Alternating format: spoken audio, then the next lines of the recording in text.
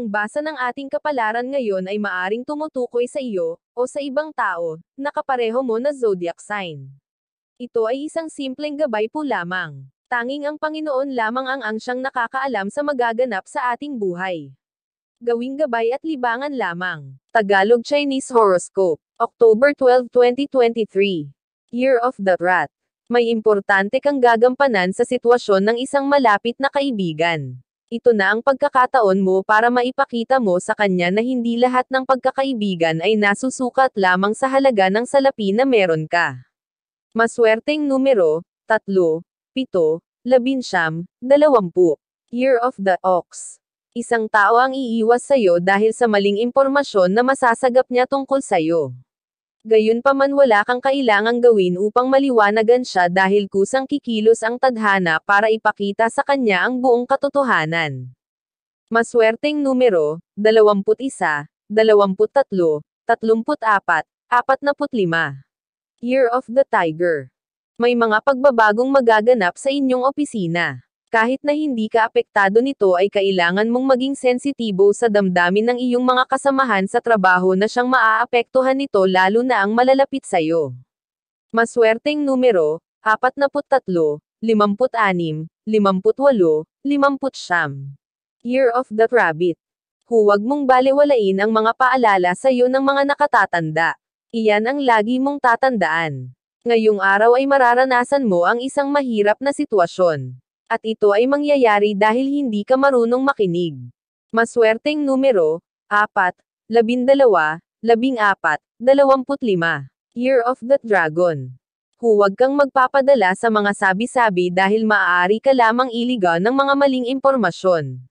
Mas makakabuti kung ikaw ay magsasagawa ng sarili mong obserbasyon at pag-iimbestiga bago ka manghusga. Maswerteng numero, 31, 36, 54, 57. Year of the Snake. Habang pinipigil ay lalong nanggigigil. Kaya naman hayaan mo ang iyong karelasyon na gawin ang kanyang gusto. Kung hindi mo na kaya ang kanyang mga pinaggagawa ay ikaw na mismo ang kusang lumayo.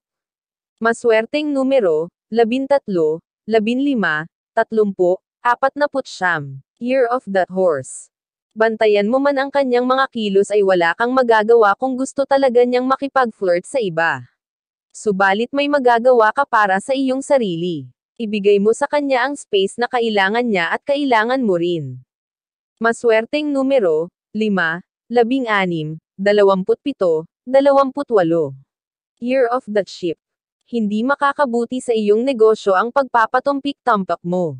Kung meron kang plano para sa higit na ikakabuti ng iyong negosyo ay gawin mo na bago ka pa maunahan ng iba.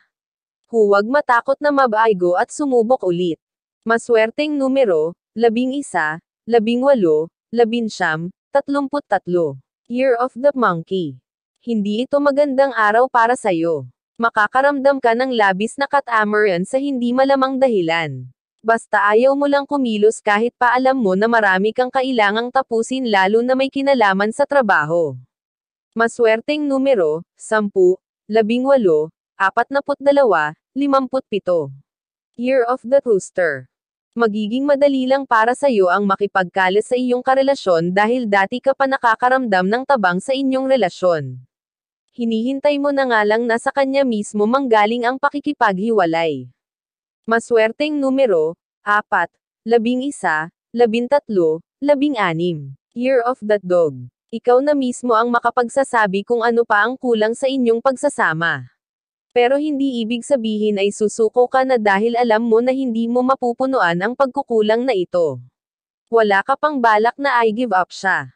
Maswerteng numero, 45, 55, 64, 76.